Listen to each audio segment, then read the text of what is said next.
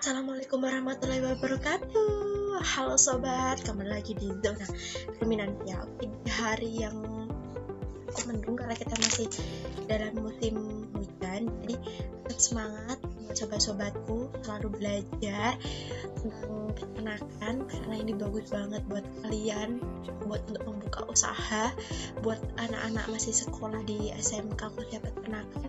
Karena materi-materi yang aku sampaikan ini juga terkait di dalam cita kalian. Sebelumnya aku mau kasih tahu buat kalian karena aku udah bilang di minggu kemarin bahwa aku memang lagi bener-bener lagi tidak ada waktu untuk memberikan materi yang cukup ke spesifik tentang ternak kemarin karena aku masih ada jadwal pembelajaran di luar YouTube, jadi bener-bener aku nggak nyempetin banget gitu. Tapi tenang aja sobat-sobatku, tetap aku ngasih materi buat kalian. Aku sempat buat bikin walaupun nggak sebanyak kemarin di minggu-minggu kemarin gitu. Jadi sebelumnya aku mengingatkan kalian untuk selalu subscribe, komen, like sebanyak-banyaknya dan nyalakan tombol loncengnya. Oke, buat di komen di kolom komentar. Nah, kasih nih penjelasan buat kalian. Kalau kalian ada pertanyaan, ada yang kurang paham mengenai apapun itu tentang peternakan, kalian bisa kasih pertanyaan kalian di kolom komentar. Insya Allah nanti pasti aku akan jawab dan aku akan kasih materinya di kolom komentar juga. Oke, next.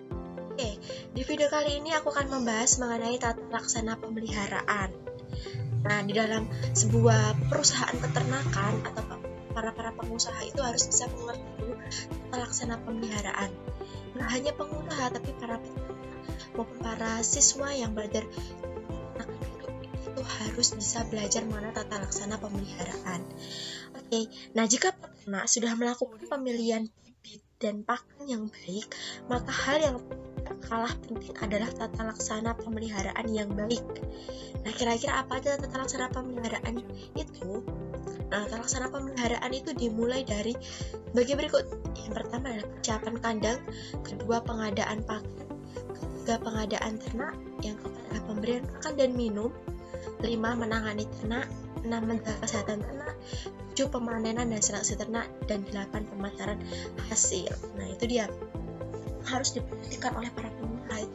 Itu dulu aku kasih tahu dulu kunci-kuncinya seperti itu.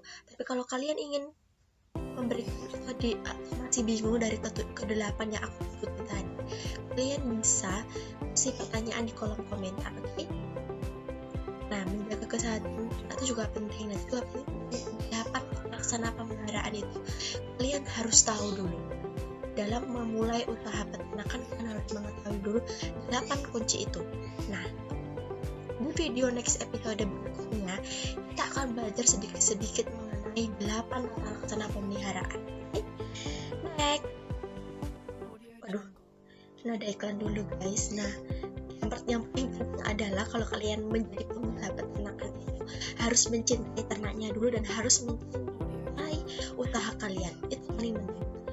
Karena kalau kalian membuat usaha itu dengan tidak ikhlas atau tidak dari hati, itu akan membuat manajemen pemeliharaan itu menjadi kacau balau. Pasti. Karena apa? Tidak dilandasi dengan kecintaan dari usaha yang kita buat. Kedua adalah manajemen. Nah, nggak hanya di dunia perkantoran aja ya, di dunia peternakan itu juga ada manajemennya. Seperti itu. Usaha peternakan seperti halnya bidang usaha yang lain membutuhkan pengelolaan aspek usaha di dalamnya. Pada perusahaan yang kecil dan menengah terdapat faktor karyawan yang mengerjakan kegiatan usaha tersebut, memerlukan modal, aktivitas jual beli, keuangan, dan sumber daya lainnya. Faktor-faktor tersebut perlu dikelola agar usaha peternakan mendatangkan keuntungan bagi pemilik usaha peternakan tersebut. Secara garis besar, faktor-faktor tersebut dapat menjadi pengelolaan sumber daya manusia, keuangan, dan pemasaran serta sumber daya lainnya. Jadi manajemen peternakan itu sebenarnya juga hampir sama di manajemen perkantoran. Jadi kita harus bisa memperhatikan perekonomian, keuangan, pengeluaran yang kita butuhkan untuk membeli apapun untuk keperluan kandang, itu harus ada manajemennya. Jadi harus dikelola dengan baik. Nah, ini. Sedangkan project manajemen itu juga hampir sama, jadi perencanaan, kepemimpinan, pengendalian, organisasi dalam sebuah peternakan. Gak mungkin kan kita, contohnya aja kita mempunyai peternakan itu 1000. Nah, nggak mungkin kita akan mengelola sendiri, pasti kita butuh bantuan, butuh anak kandang, butuh organisasi juga. Seperti itu sama juga dalam proses pembentukan perusahaan peternakan atau pengusaha peternakan, itu tuh harus membutuhkan organisasi, pengendalian, dan perencanaan. Itu paling penting dan harus benar-benar diketahui oleh para peternak maupun para pengusaha. Enak dong kalau kita jadi pengusaha ternak tuh, enak banget, nggak ada yang namanya rugi. Pengusaha peternakan selama kita mengatur tata laksananya, kunjungnya, manajemennya itu harus paling penting. Jadi ini benar-benar penting, walaupun aku memberikan sedikit materi, tapi semoga aja bermanfaat buat kalian kemudian hari, ya kan? Terakhir adalah kewirausahaan. Nah, di dalam peternakan itu juga ada kewirausahaan. Contohnya kalau kita mau bikin susu, bisa kan bikin susu, wirausaha susu, kotoran sapi itu juga bermanfaat banget untuk kita. Dan sebenarnya usaha peternakan kalau kita benar-benar tahu kuncinya atau memanfaatkan hasilnya, itu besar banget yang kita peroleh, yakin. Sebelum istilah kewirausahaan populer seperti sekarang ini, dulu sudah dikenal istilah wira swasta.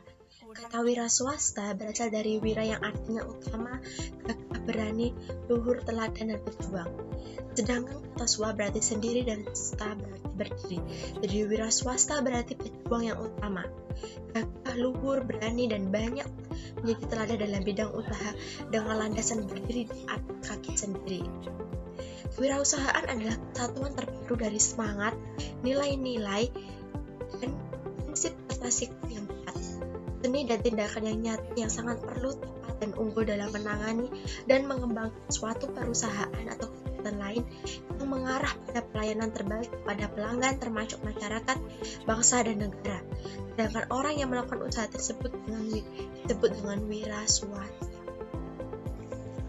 Oke, di suatu kewirausahaan sangat menjadi contoh buat kita untuk kalau berwirausaha, membuat bisnis yang kemudian kita sukses di kemudian hari, seperti itu.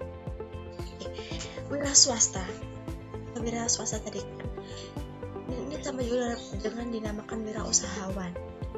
Pengertian wirausahawan sebagai seseorang yang mengorganisir, mengatur, dan menanggung resiko suatu bisnis atau perusahaan. Orang yang mau mengelola usaha peternakan agar berhasil haruslah memiliki jiwa kewirausahaan. Usaha peternakan seperti halnya jenis usaha yang lain juga membutuhkan wirausahaan yang handal. Nah, jadi kita mendirikan suatu peternakan itu harus membutuhkan wirausahaan yang handal. Kira-kira cara bagaimana kita jadi wirausahaan dulu, ciri-cirinya seperti apa sih? Aku kasih tahu ciri-ciri wirausahaan yang handal itu adalah sebagai berikut. Ada percaya diri, mandiri, mencari dan menangkap peluang usaha, kerja keras, mampu berkomunikasi dan negosiasi, jujur, hemat, disiplin, menjalankan kegiatan usahanya, mau mengembangkan kapasitas dirinya, memotivasi orang lain, mengenal lingkungan, dan bekerja sama dengan pihak lainnya. Ada sejak dulu sehingga sekarang. Kontribusinya terhadap perekonomian nasional cukup besar, terdapat menyerap tenaga kerja sebanyak 2,6 juta orang.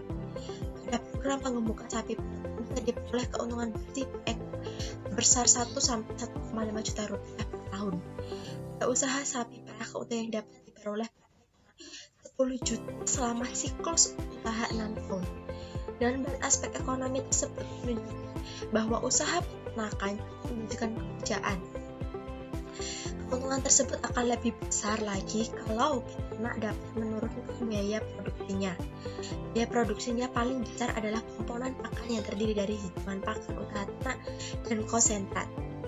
Pada usaha pembibitan sapi potong harus dicari upaya-upaya menekan biaya produksi karena harga produksinya atau pedet relatif murah, yaitu sekitar 1,5 sampai 2 juta per ekor. Biaya produksi harus diupayakan di bawah harga pedet tersebut agar usaha pembibitan untung. Nah itu dia kisi-kisi yang aku berikan kepada para kalian, sobat-sobatku zona ruminansi, belajar lebih serius lagi. Oke? Nah cukup hari ini, video kali ini. Jangan lupa selalu standby di zona rumansia dan tunggulah next episodenya. Oke?